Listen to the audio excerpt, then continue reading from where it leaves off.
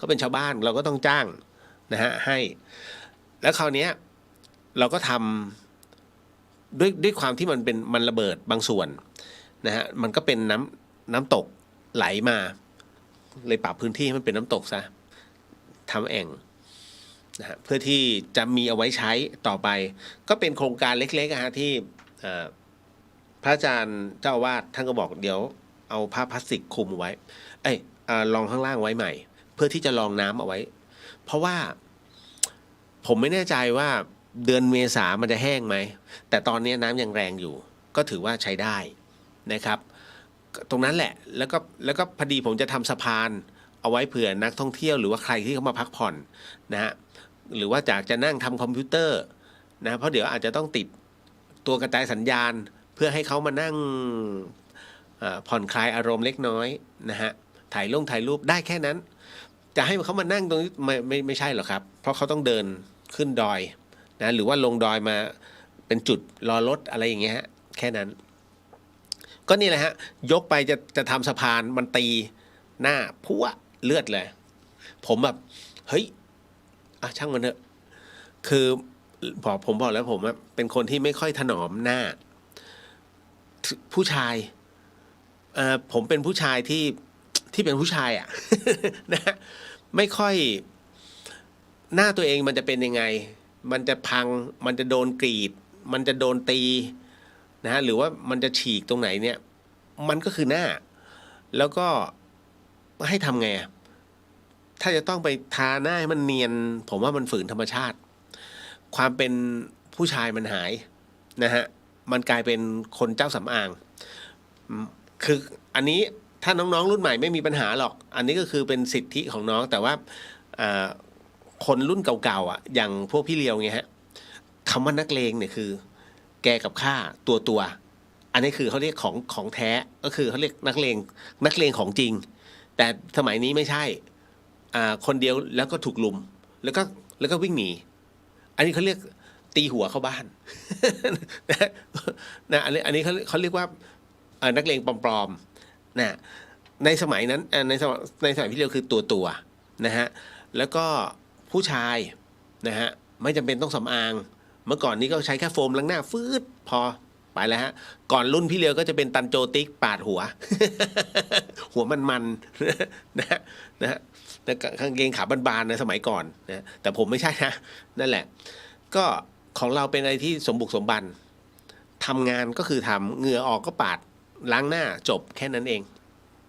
ไม่มีอะไรมาประทินผิวนะครับแต่มันก็คือหน้าธรรมชาติหน้ามันจะเหี่ยวจะย่นจะตึงจะเด็กมันก็หน้าธรรมชาติมันดูเป็นธรรมชาติเงี้ยตอนนี้ดูทีวีเนี่ยคือดาราปัจจุบันเนี่ยเอาที่ดูนะฮะ 80% หน้าปลอมหมดเลยฮะเป็นหน้าปลอมคือต้องไปฉีดนี่นู่นผมถึงได้ว่าจะไปเพื่ออะไรเนี่ยนะเงินเขาเหลือก็ต้องปล่อยเขามันเป็นความสุขของเขานะฮะแต่เรารับรู้ว่าโอเคมันอยู่แค่ตรงนี้ก็จบมันมีอยู่แค่ตรงนี้นะฮะเนี่ยประมาณนี้พอสมควร อ้าวขออนุญาตทักทายก่อนเนาะแล้วเดี๋ยวเรามานั่งสมาธิกันนิดหนึ่งนะครับนะเพราะว่าเดี๋ยววันนี้ก็คงจะมีเรื่องเล่าของหลวงพ่อชาอันนี้ต้องบอกว่าเป็นเรื่องราวของจากปากของพระอาจารย์ไพศาลวิสาโรนะฮะเล่าเรื่องนี้ขึ้นมานะฮะก็เลย น้อมรับตรงนี้มาเนาะเดี๋ยวขออนุญาตทักทายก่อนเนาะนี่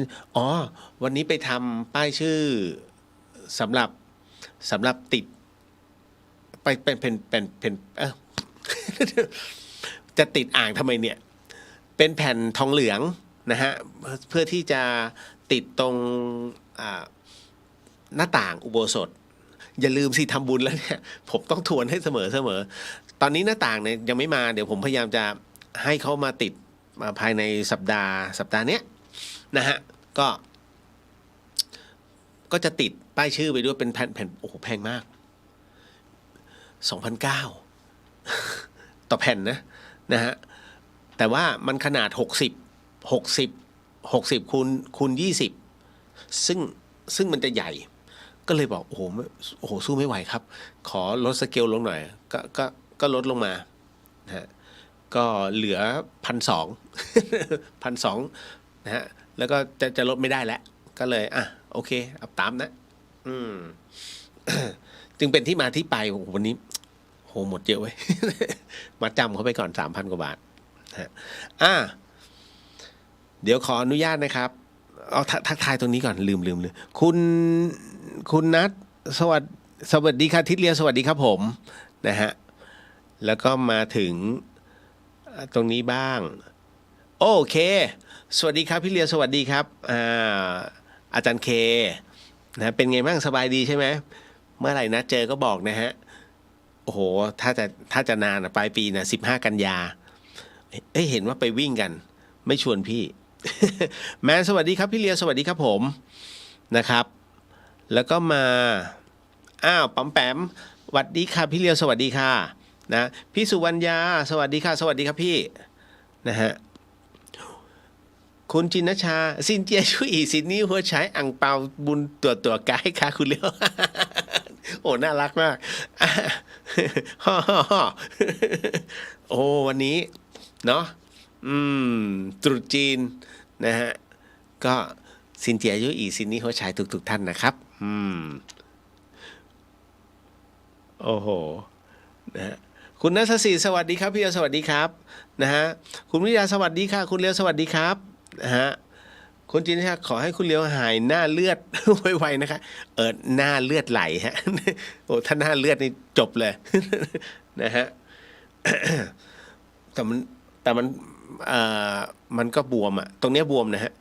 แล้วผมชอบเผลอแบบจับเนี้ยแล้วผมเวลาหลับจะชอบเนี่ยแล้วก็หลับผมพูดถึงวันนี้นิดนึงก็ไปเข้าร้านสะดวกซื้อเนาะนะแล้วบังเอิญไปเห็นของไม่แน่ใจว่าดัชมิลใช่ไหมเขามีผลิตภัณฑ์ใหม่เดี๋ยวนะไม่ได้ขายให้เขานะฮะเป็นผลิตภัณฑ์ไวท์มอลต์เห็นปุ๊บนะสิ่งแรกที่ผมนึกถึงคือหลวงพี่ภาสกรสมบัติอีกอันนึงที่ท่านทิ้งไว้ให้ผมพระอาจารย์ภาสกรภูริวัฒโนคือหลวงพี่ท่านเนี่ยเวลาท่านจะฉันเครื่องดื่มพระอาจารย์ภาสกรเนี่ยจะชอบฉันไวท์มอลต์โอ้โหชอบมากก็ผมก็จะชงให้เวลาอยู่ที่ธรรมสถานเนี่ยช่วงบ่ายๆก็จะชงไวท์มอลต์ท่านบอกว่ามันบำรุงอะไรล่ะเกี่ยวกับอะไรสักอย่างของท่านน่ะมันมีโปรตีนสูงอะไรสักอย่างเนี่ยผมครับคือจริงๆผมไม่ค่อยชอบไอ้อะไรที่มันแปลกๆไปกับไมโลโอวัลตินไงแต่พอดีท่านบอกเนี่ยมันมีอันนึงไว้มอเฮ้ยลองดูก็เลยชงไว้สำหรับตัวเองแก้วหนึ่งแล้วของท่านแก้วหนึ่งตั้งแต่บัดนั้นเป็นต้นมาเนี่ยเวลาไปเนี่ยผมกินแต่ไวน์มอลโอ้โหหลวงพี่ทิ้งสมบัติตัวนี้ไว้นะเพราะแล้ววันนี้พอเจอไวน์มอลไอของดัชมิลก็เลยเล่นเลย นึกถึงไม่ได้กินนานแล้วนะประมาณหนึ่ง จอยควรจะใส่ยาเบตาดีนหน่อยนะคะเดี๋ยวต้องกลับไปจริงผมมีไอตัวฟิล์มพลาสเตอร์อ่ะเดี๋ยวจะลองดูว่าเดี๋ยวผมจะกลับไปล้างน้ำเกลือก่อนแล้วก็ทาฟิล์มพลาสเตอร์ไม่ทราบใช่ไหมฮะไอ้ที่มันเป็นขวดอ่ะแล้วคล้ายๆยาทาเล็บอ่ะเวลาคุณเลือดออกหรืออะไรพวกเนี้ยเฮ้ยดีมากนะผมอ่านมันมีเหมือนกับมันมีตัวยามันเหมือนมีฆ่าเชื้ออยู่ในตัวเพราะทามันมีแอลกอฮอล์พอทาไปเนี่ยคุณจะแสบมากแป๊บเดียวฮะแต่คุณก็เป่าไปด้วยมันก็เหมือนคุณทาแอลกอฮอล์นะพอปาดไปเสร็จปุ๊บเนี่ยแป๊บนึงแล้วมันเคลือบแผลเลยฮะอาบน้ำได้ยกเว้นซักผ้ามันก็จะหลุด คุณก็ต้องทาใหม่มันขวดผมว่าพกไปไหนดีนะ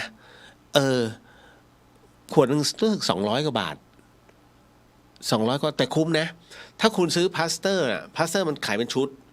แล้วถ้าคุณดูแลมันไม่ดีเนี่ยไอตัวกระดาษมันหลุดถูกไหม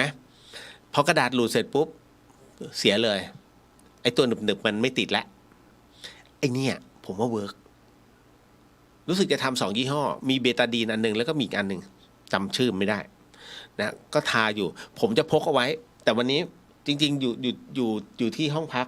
แต่ว่าปกติเนี่ยจะพกเอาไว้ในกระเป๋าเพราะว่าบางทีพระเนนทำงานน่ะแล้วโดนพวกอะไรล่ะมีดหรือว่าเสี้ยนหรือมันตำมันบาดเงี้ยพอออกเสร็จก็ทาเลยปุ๊บทุกรูปทุกท่านหายชอบ เนี่ยก็เวลามีอะไรก็เรียกพี่นาน ช่วยหน่อย นะโหตอนนี้นะต่อมานะครับคุณจีท่านชอบฉันเปปทีนเพราะมีเปปไทด์ด้วยค่ะก่อนอันนั้นคือก่อนสอนหรือพี่จะกินเปปทีนมีฮะตอนที่ไปที่อุบลตอนนั้นจำได้ผมจำไม่ได้แล้วว่าตรงนั้นเขาเรียกอะไรแต่เขามักจะจัดไปที่อุบลแล้วก็จะมีโยมเนี่ยถวายเปปทีนนะฮะเปปทีนมันมีสองสีมันมีสีน้ำตาลกับสีฟ้านะฮะโอ้ถวายมาเยอะมากท่านฉันไม่หมดเอาไปลองแหมหลวงพี่ฉันนี่ดูท่าทางน่าจะอร่อยผมก็เปิดแล้วชุบดื่มฮึบพวดเลย คือมันบอกไม่ถูกอะผมอาจไม่ใช่ทางเปปทีนมั้ง นะกลิ่นมันนะฮะคือมันสำหรับบางท่านอาจจะละมุนไงแต่สำหรับเรามันคือมันออกขมมันขึ้นจมูกเอาเหอะหลวงพี่ ใช่หลวงพี่ท่านชอบฉันเปปทีนนะฮะแล้วท่านบอกสดชื่นคุณแพมรายงานตัวค่ะคุณเลียวแล้วก็ชาวเดอะเฮียนค่ะนะฮะมันมีอะไรเยอะเวลาต้องบอกฮะคือหลายๆท่านถามว่าทำไมเราจึงต้องมีครูบาอาจารย์ท่านสงสัยไหมเดี๋ยวมาเฉลยให้ฟังว่าทำไมแล้วสิ่งนึงผมนั่งพิจารณาแล้วมันคือถ้าใครมีพ่อแม่ครูบาอาจารย์จะดีมากมันมีเหตุผลฮะมันมีเหตุผลจริงๆแล้วเดี๋ยวมาฟังกันว่าใช่ไม่ใช่เดี๋ยวขออนุญาตนะครับเรามานั่งสมาธิกันก่อนแล้วก็สมทานศีลกันก่อนทำไมต้องสมทานศีลเพราะว่าเวลาเราทำอะไรเสร็จเรียบร้อยแล้วผมก็จะบอกเลยว่าใครอยากนอนก็นอนไปท่านไม่มีโอกาสได้ทำอะไรที่มันไม่ดีหรือว่าผิดศีลเพราะท่านนอนแหละพอท่านนอนเสร็จปุ๊บศีลท่านครบพอตื่นเช้ามาจะว่าอะไรก็ตามหรือจะมีอะไรก็ตามที่ทำให้ผิดเพี้ยนไปแต่ท่านรักษาศีลได้แล้วช่วงที่ท่านหลับ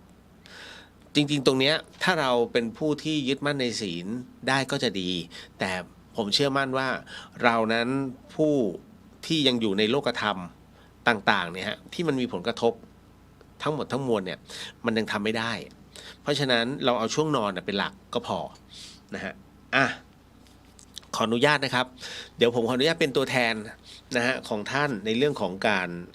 สวดส่วนช่วงไหนก็ตามในเรื่องของการสมทานศีลถ้าผมบอกว่าตามนะฮะหรือว่าบูชาพระรัตนตรัยตามก็ท่านก็ว่าตามกันนะพร้อมนะครับสาธุ นะโมตัสสะภะคะวะโตอะระหะโตสัมมาสัมพุทธัสสะนะโมตัสสะภะคะวะโตอะระหะโตสัมมาสัมพุทธัสสะนะโมตัสสะภะคะวะโตอะระหะโตสัมมาสัมพุทธัสสะปุริมันจติสังราชาตถารัตโธปัสสะสติคาถาพานังอธิปติมหาราชาจะสสิโสปุตตปิตัสสะภาโว